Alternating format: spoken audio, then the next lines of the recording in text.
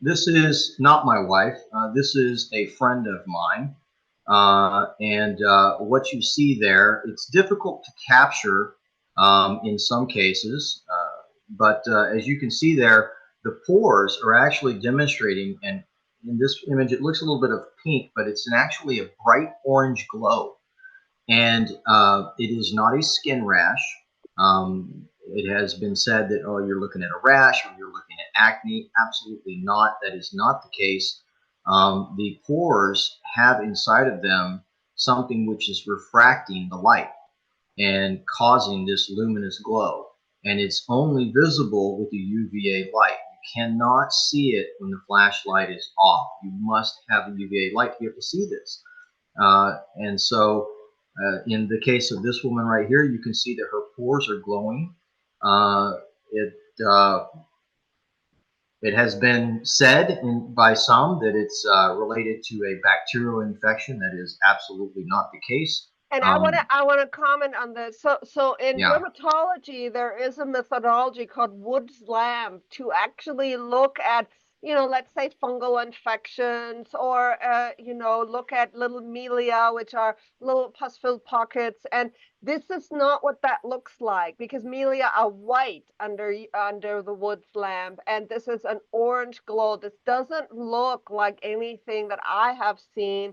Plus, after you came to me and you showed me this, I've tested a lot of people, and I've now, have a pretty good picture of what the difference is between vaccinated and unvaccinated faces.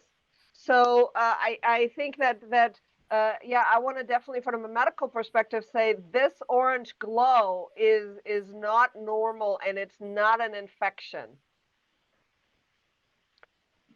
Here we have, and you were saying, so this individual, I believe, had two shots and a PCR.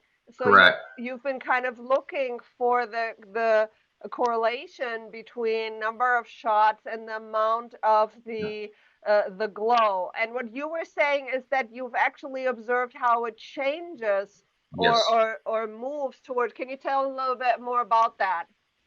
All right. So depending on the application, um, I have seen mostly if people take the shots and also have the PCR, it grows to the entire face almost instantaneously. Uh, the progression that you're speaking of that we had talked about, I'd like to clarify that if I may. This spreads. This will spread from people that have taken the shots to those that have not. Um, and you can tell if you have been exposed to what I think we're going to talk about later, theories on it. The progression is as follows. You will initially see it around the base of the nose, right through here. And normally that's where it starts, just right around here, towards the side of the nose, closer to the end. Over a period of time, it will spread up the nose, and it starts to color in the front, the tip of the nose, and spread into the cheeks just somewhat. Over a longer period of time, it'll spread further into the cheeks, and then it will begin to spread down into the chin. Following that, it spreads up the nose, right up, and stops right between the eyes, and sort of halts there for a period of time. After a while, it then begins to creep up into the forehead, where it congregates right in the center of the forehead, at which point it spreads in a circular pattern throughout the forehead until the entire forehead glows as this gentleman's does. This is not a good picture. I'm sorry about that. But his entire scalp, incidentally, is illuminated at this point. Wow. Yeah, so the entire scalp will be illuminated at, I don't know if that's the end of the process or what, but the spread gets up into here, and then it spreads through the scalp. It will also be seen inside of the ears, behind the ears, and eventually it will actually come down into the neck. You start seeing it on the back of the neck, in the upper torso. In women, not in men, but in women, the areola will present with this as well, and in the genital area as well. So, and that's it. So if it was a fungal infection, one would believe that it would not be in the exact same locations in everybody. That would be my guess, but you're more So capable of commenting on that. the gentleman had 4 shots. Can you say a little bit about this particular video? So let's look at this because this was the full test that you documented. Mm-hmm. So this is first under regular light and you can't see anything. Correct. And there's no skin changes or Right. rashes or any evidence that there's a fungal infection or that there's anything abnormal with the skin. Nothing is visible.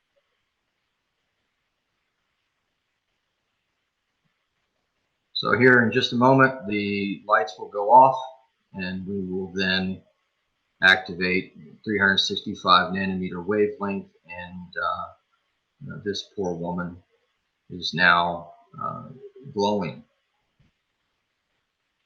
You can see that it glows in the forehead and in the, pardon me, in the nose. Her chin also glows as well.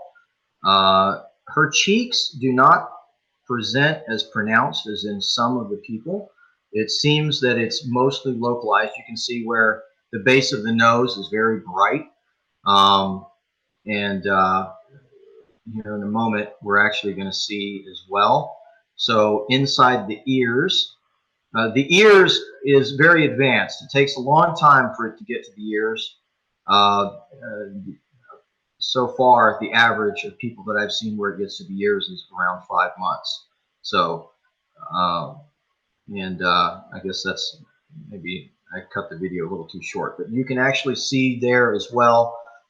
That's actually the back side of the neck right here, and that's also luminous. And so that's what we're seeing, and it's in everybody that's taken the shot so far, with one exception, I might note. There's an exception? I've seen one exception. One exception, a 52-year-old female. She had 3 shots. Now, she alleges that her shots were Moderna, but she doesn't remember, interestingly. But she demonstrates only infection right at the base of her nose. Now, with 3 shots, every other person that I've seen that had 2 shots or more, they all glow everywhere, including in the forehead. She is the only person, 1 out of 20 or so, that does not glow all over. She only glows right at the base of her nose. Now, it has been alleged that some of the shots have more material in them than others, or it might be that she just happens to have some kind of a resistance to it. I'm unsure. So what's I think interesting is, after you showed me this, I've obviously done a lot of